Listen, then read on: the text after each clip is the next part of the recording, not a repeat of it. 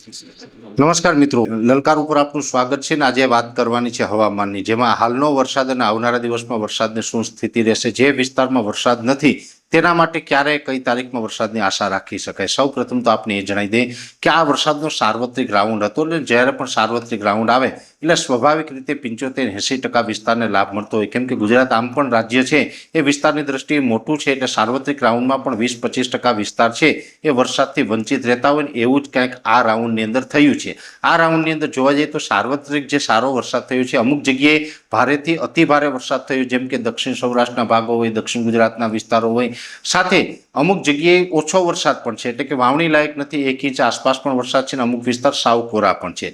જેમાં ખાસ કરીને ઓછા વિસ્તારવાળા વાત કરવા જઈએ તો પોરબંદર જિલ્લાના ઘણા બધા ગ્રામ્ય વિસ્તાર એવા છે કે ત્યાં વરસાદનું પ્રમાણ નથી અથવા તો ઓછો છે. એવી જ રીતે દ્વારકા જામનગરમાં પણ મોટાભાગના વિસ્તારની અંદર વરસાદની ઘટ છે. સુરેન્દ્રનગર મોરબીમાં પણ આમ એકંદરે વરસાદ થયો છે, પણ અમુક વિસ્તારમાં વરસાદ ઓછો છે. અને કચ્છ જિલ્લાની અંદર જોવા જઈએ તો એક વાગડ વિસ્તાર છે, અમે ઘણા સમયથી આપણે જણાવતા હતા કે એક વાગડ વિસ્તાર છે, રાપર તાલુકો છે, એની અંદર વરસાદ જોવા મળી શકે. એવી રીતે ગત રાત્રે એટલે કે 6 જુલાઈ 2026 રાતે ક્યાંક વરસાદનું પરફોર્મન્સ જોવા મળ્યું. બાકીના વિસ્તાર બાકી છે. ઉત્તર ગુજરાતમાં પણ મોટાભાગે વરસાદની ઘટ હતી, પણ ગઈ રાત્રે પાટણ સહિતના વાવથરાદ જેવા વિસ્તારની અંદર સારો વરસાદ નોંધાયો છે.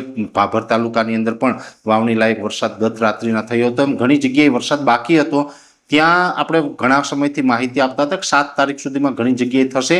એમ 6 તારીખે રાત્રે પણ થયું, આજે 7 તારીખે પણ અનેક જગ્યાએ વરસાદ થયો, છતાં પણ વરસાદના વિસ્તારો બાકી છે. હવે અત્યારે જો સિસ્ટમની વાત કરવા જઈએ તો સિસ્ટમ છે એ હવે ધીમે ધીમે ઉત્તર પૂર્વ દિશા તરફ આગળ વધી રહી છે. એટલે સૌરાષ્ટ્રમાં જ્યાં અમુક વિસ્તારમાં વરસાદ વધારે પડતો હતો, જુનાગઢ, ગીર સોમનાથ, અમરેલી, ભાવનગર જેવા વિસ્તારમાં ધોધમાર વરસાદ પડતો હતો, ત્યાં હવે આજે મોડી રાત્રેથી વરસાદની તીવ્રતામાં ઘટાડો થશે અને આવતીકાલે બપોર પછીથી વરાપ જેવો માહોલ પણ સૌરાષ્ટ્રની અંદર જોવા મળી શકે છે.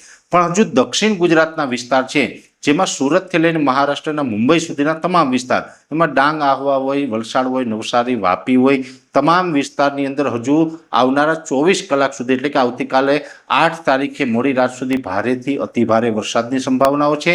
દક્ષિણ ગુજરાતના અમુક વિસ્તારમાં તો આવનારા 24 કલાકની અંદર આપણે ઈચ્છા ન થાય એવા વિડીયો પણ સામે આવી શકે છે. ખૂબ અતિ ભારે વરસાદ વરસી શકે છે. એટલે ખાસ આજની રાત એવી છે કે નીચાણવાળા વિસ્તારમાં લોકોએ સાવચેત રહેવું. એનડીઆરએફની ટીમે પણ સાવચેત રહેવાની જરૂર છે, સતેજ રહેવાની જરૂર છે. તંત્ર પણ ખડે પગે અત્યારે રહે એવી શક્યતાઓ અત્યારે દેખાઈ રહી છે, કેમ કે અત્યારે વરસાદ એ પ્રકારે પડવાનો છે.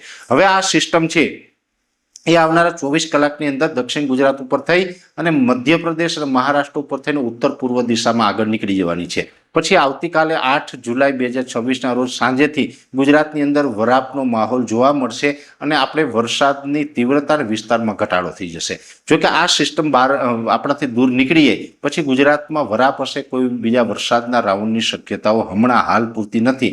હા, એક વાત અલગ છે કે આવડી મોટી સિસ્ટમ 700 HPA લેવલથી પસાર થઈ હોય એટલે એનો અમુક ભેજ હોય, એને કારણે રાજ્યની અંદર છૂટાછવાયા વરસાદ ચોક્કસથી ચાલુ રહેશે. પણ એ છૂટાછવાયા વિસ્તારો એક સીમિત વિસ્તારમાં હોય અને વરસાદની તીવ્રતા છે એ પણ ઓછી હોય. હળવા મધ્યમ વરસાદ છે એ છૂટાછવાયા વિસ્તારમાં જોવા મળશે, કેમ કે આ ભેજનું પ્રમાણ પણ છે, સાથે ઓફશોર ટ્રફ હોય છે, એ મોન્સૂન ઓફશોર ટ્રફ છે એ પણ અત્યારે સક્રિય છે. એટલે 15 તારીખ સુધી આ પ્રકારના છૂટાછવાયા વિસ્તારમાં વરસાદ જોવા મળી શકે. જોકે બંગાળની ખાડીની અંદર એક નવી સિસ્ટમ બનવા જઈ રહી છે. જે સિસ્ટમનો જો ટ્રેક ચેન્જ ન થાય તો અત્યારે જોવા જઈએ તો એમાં ઘણા મતાંતર છે, કદાચ ટ્રેક ચેન્જ પણ થાય ન પણ થાય. જો ટ્રેક ચેન્જ ન થાય તો આવનારા દિવસની અંદર પશ્ચિમ સૌરાષ્ટ્રના વિસ્તારમાં જ્યાં વરસાદ નથી ત્યાં કચ્છનો વિસ્તાર અને ઉત્તર ગુજરાત સાથે મધ્ય ગુજરાતની અંદર પણ 15 થી 20 જુલાઈ 2026 વચ્ચે એક મધ્યમથી સારા વરસાદનો રાઉન્ડ આવી શકે છે. એટલે આ પ્રકારે હજુ પણ એક વરસાદનો રાઉન્ડ આવવાનો છે. જોકે ચોમાસાની જે શરૂઆત થઈ છે, જે વિસ્તારમાં વરસાદ નથી એવા વિસ્તારના ખેડૂતોએ બહુ ડરવું નહીં. એવું એનો મતલબ એવો નથી કે આ વખતે આ રાઉન્ડની અંદર વરસાદ નથી થયો તો હવે આખું વર્ષ નથી થવાનો. ઘણી વખત એવું બનતું હોય કે એક રાઉન્ડમાં ન થયો હોય તો નેક્સ્ટ બીજા રાઉન્ડની અંદર વારો આવી શકે, પણ દુષ્કાળ કોઈ જગ્યાએ પડવાનો નથી. એટલે કોઈ ડરશો નહીં. વરસાદ છે આ રાઉન્ડમાં નથી થયો, ત્યાં બીજા રાઉન્ડની અંદર દ્વારકાધીશને લાભ આપે એવી આપણે દ્વારકાધીશને પ્રાર્થના કરીએ છીએ. પણ હજુ જુલાઈની અંદર 2 રાઉન્ડ છે, જેમાં 15 થી 20 જુલાઈમાં પણ એક રાઉન્ડ છે અને ત્રીજો રાઉન્ડ હશે એ 25 થી 31 જુલાઈમાં હશે. એમાં પાછો 25 થી 31 જુલાઈમાં છે એ પણ સાર્વત્રિક હશે અને એમાં ખૂબ સારા વરસાદની પણ સંભાવનાઓ છે. જે 15 થી 20 જુલાઈ વાળો રાઉન્ડ છે તેમાં હળવાથી મધ્યમ વરસાદ હશે અને ઓછા વિસ્તારમાં હશે. એટલે એમ આ પ્રકારે આખો જુલાઈ મહિનો રહેવાનો છે. જુલાઈ મહિનામાં કન્ટિન્યુ વરસાદ આવતા જ રહેશે.